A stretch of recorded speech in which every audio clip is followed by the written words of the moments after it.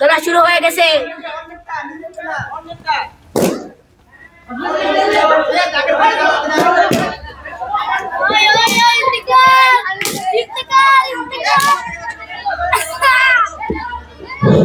খুবই সুন্দরভাবে খেলাটি বাচ্চারা উপভোগ করছে। দেখা যাক কার বেলুন শেষ পর্যন্ত নিরাপদে নিয়ে আসতে পারে।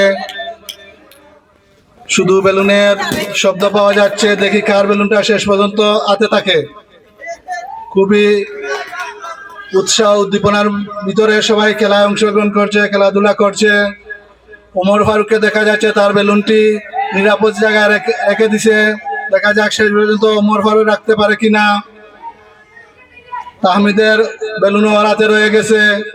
দেখা যাক কার বেলুনটি শেষ পর্যন্ত তাদের হাতে থাকে।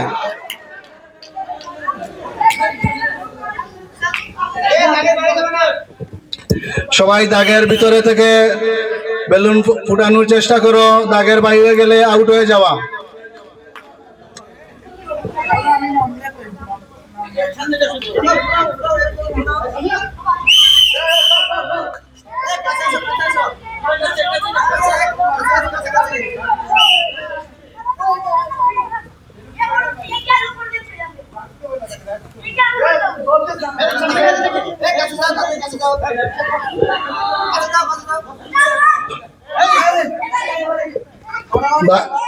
লাইনের ভিতরে সবাই থাকো, লাইনের বাইরে গেলে আউট হয়ে যাবা।